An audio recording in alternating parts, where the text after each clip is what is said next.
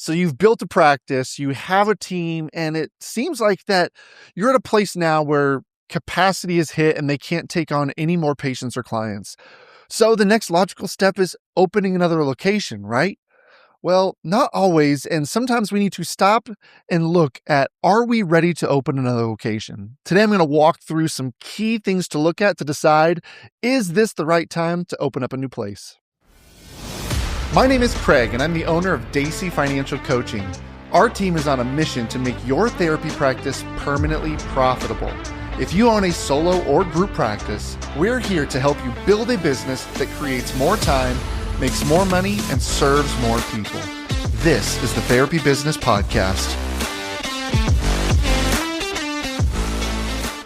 So often when we meet with practice owners, we find that either they are coming to us because they have a second location that is just bleeding money, pulling funds from the main location, or maybe they are considering opening a location. And as we dig into the weeds, there really isn't a ton of thought behind it other than we're full over here and I want to take on more business, which means we need more space, which means we probably need another spot.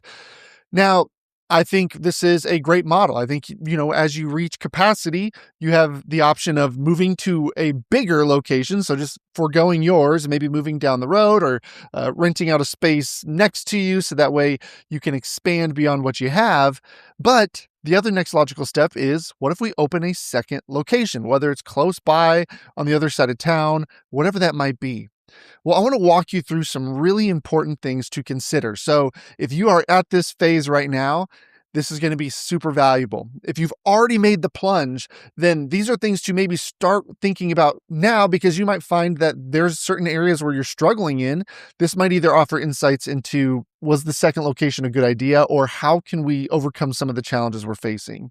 And then lastly, if you're at a place where this is far down the road, I still recommend listening, because the things we're going to talk about are how you can set up your practice now so that when the time is right, if it ever happens, you're there.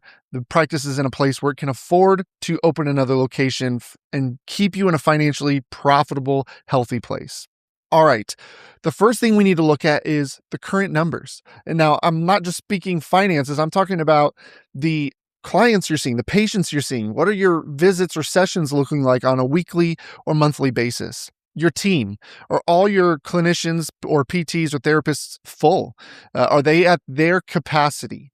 Do they have more space? Now, typically, it doesn't mean you have to be busting at the seams before you're ready to open another location, but I would say getting to that point where you're 90% full is probably a good idea. If you have a waiting list or you're losing patients or clients because the time they can get in to see somebody is so long that they're going to somebody else, that's a sure sign. So looking at your current numbers, it's not a matter of, we're wanting to get ahead of it. We're not full yet. We still have one office here that's open, or we still have some capacity, but I want to go ahead. An opportunity popped up, so I'm going to go do this. No, we're going to go at it from a place of, do we need the extra space? Are we going to be able to utilize that right away? Or are we still struggling to get people in the door? Are you getting consistent leads? Are leads flowing in regularly? So that's something to be looking at too. It's not, we're at capacity now, but 6 months ago we were stressing out because sessions or visits were down. So are we consistent? Go back past 12 months, 18 months, and see, have we been consistently full over that time? That's going to be a good tell. How many leads are we getting in? And how many of those are converting? And then we want to stop and say, is there a sales problem? Do we have a scheduling problem? Maybe you're feeling like you're at capacity, but in reality, it's just a matter of, we could probably make a few tweaks. We have Friday afternoons, no one's in the office, so maybe we could open that up. Maybe if you're in mental health, you open up virtual visits if you haven't done that yet. So there are opportunities that don't mean jump right into that second location yet. Again, I'm a big fan of expanding, but making sure that we have looked at all these pieces. Is there a breakdown maybe in our process of, again, scheduling that, in reality, we're 70% full, but truthfully, we're just not utilizing or maximizing on our space or our time or my therapists and their availability. So there's a lot of things to look into. So looking at, are we actually at a place of reaching capacity? Now, next, I want you to look at this new location. So if you have one in mind, let's be strategic about it. And if you don't have one in mind, here's some things to think about. But a lot of times what I find is these things tend to fall in our lap almost. And what I mean by that is something just an opportunity pops up, whether you find out about a new building down the street or around the corner on the other side of town. It seems like a really good deal and a really good opportunity, and the rent is going to be really affordable. And so you're like, hey, this seems like it could be a good time to make that jump. That is reacting to something that we haven't had a chance to say, is this a good investment? And a lot of times this is what happens, is an opportunity pops up that maybe the timing wasn't right for us yet, but because it's here and it's such a good deal, we don't want to miss out on it, that we don't stop and say, was this the right move? So seeking out these things. Now, if you're at a place where you have done the things we're going to talk about today and you're ready to expand, and you're just kind of waiting for that right opportunity, then of course, if one falls in your lap and if all the boxes are checked, then take advantage. But I never want you to expand because you feel the pressure or the fear of missing out to do so. So if an opportunity comes up and it's just not the right time, then the best financial thing you can do, I don't care if the rent is cheaper, if you're going to pay more in rent down the road, the best thing you can do is wait for that time to be right. Because by jumping in too soon, that's going to have a ripple effect on your finances way more than a higher rent might have on a different location down the road. And who knows, you might find something just as good or better down the road too. So that pressure to jump in, it's kind of like when you're buying that home and you're looking at houses and you just kind of feel like, there's nothing we've really liked, so we got to jump on this one. Being more patient and saying, you know what, the right thing will come along, and it may not happen right away, but it's going to happen when it's time and when we're in a better place to do so. So why this location? Is it strategic, or did it just fall in your lap? What's the demand over there? This is where, if you've been tracking your leads, and if you're not already, track your leads, have them enter maybe a zip code, or when you're doing onboarding, you're taking people in, find out zip codes or some kind of information to say, where are they located in your area? And then your office space, if you're seeing a high demand in a certain zip code, then that tells you that that's probably a good spot to move to for office space. I encourage you not to necessarily, it's okay to look and say, is there a lot of therapists over here or not? Is this an underserved area? But I don't want that to be our only metric. And that's because sometimes it can be deceiving. If you're looking at an area and you're saying, there's no therapy practice over there, or there's no PT offices over there, so, we would have no competition. Let's jump in there. Maybe there's a reason that there's not any. Maybe there's been some that haven't worked out or that have failed, or maybe there's not a demand over there.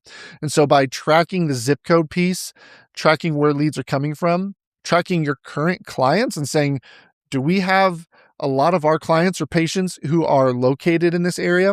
Looking at your referral partners. So if you have doctors who refer PT client patients to you, or if you have other professionals as therapists who refer clients to you, where are they located? Would having an office, your top referral partner, would having an office near them be valuable or beneficial? So there's a lot of these key pieces that come into play that we want to be strategic about. Why this location, and really being decisive about where do we think the next best place would be. If you're busting at the seams in your current zip code, then it's not always a bad idea to just open another location in the same zip code, because you're clearly doing something right in that area. But looking at that, and then I always say, look at your current percentage, like I said, of clients now. Where are they? So if there's a location that you're considering right now, is there a portion of your clients who might switch over to that one? So mental health professionals specifically, because your clients stay with you for a long time for the most part, would some of your clinicians, your therapists, be able to move to this location? Do they have a lot of their client base that would say, oh, that's much more convenient over here? So they would move there to kind of help establish that spot. Not only is it going to show that you have a lot of demand over there, but also you can move some people over there. We've already said that you are making sure you have a good lead flow at your current location. So moving people over there creates space at your current spot so that you can start taking on more clients there. And then the other spot is now seated with some clients already and some clinicians or therapists over there as well. So all things to consider looking at these numbers. Demand is so, so important. It's really easy to get caught up in, oh, this place is so nice, or it's on such a nice street, or it's in such a good deal. but we got to make sure that we're going to be able to fill the doors. We do not want to open a location and then have it just drain money from the one that's currently working, which moves us on to the third thing, which is the finances. As you know, I'm going to be talking a lot about the money piece. So is your practice currently profitable? How profitable is it? Do you have a money system in place? Are you making sure that you have cash reserves or retained earnings to help fund this transition?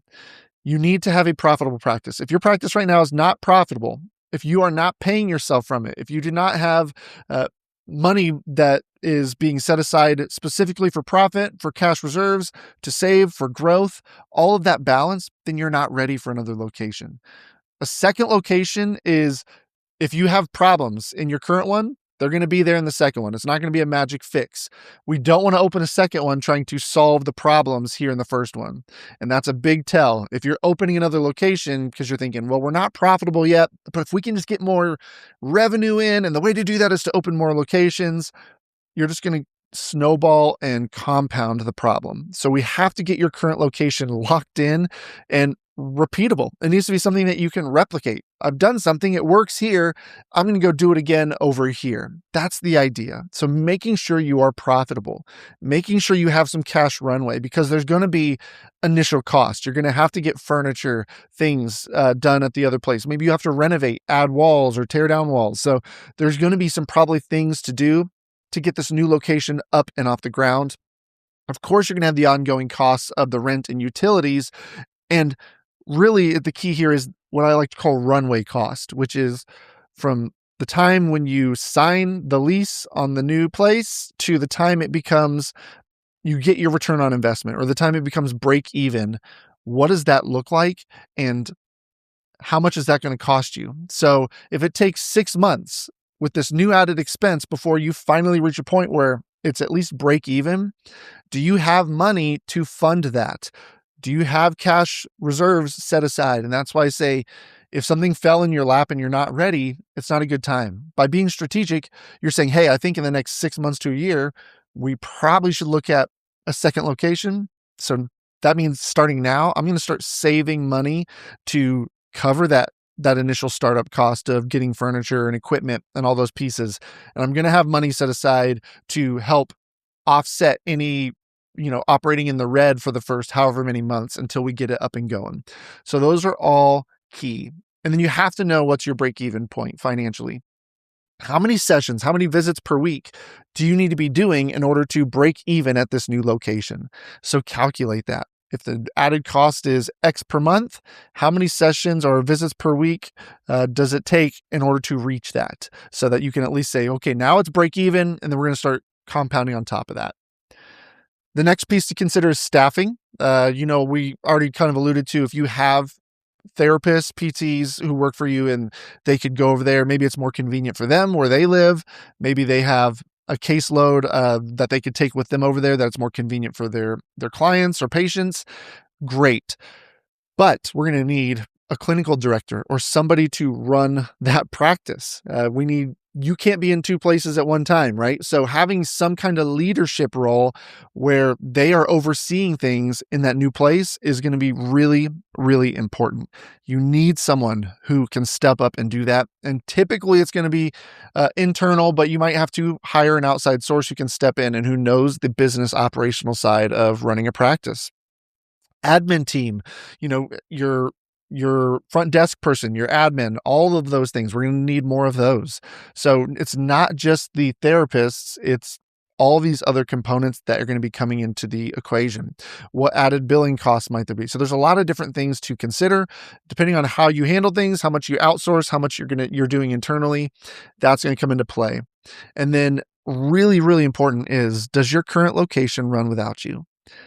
If it doesn't, if you can't step away for a week without having to put out fires, if you can't step away from your practice and know that everything is under control and is being handled, then you're not ready for another location. And that's really tough, I know, but it's one of them is going to be running without you at least part-time. And so if your current one can't, you are going to be stressed, overwhelmed, burnt out before you know it. Having double the workload, if all goes well, having double what you have now, but it can't function without you. That's just twice as much on your own plate. So creating a practice that can run without you. And what you need to do that is this last piece that you need to consider is systems and processes, what we would call SOPs, which is standard operating procedures for everything.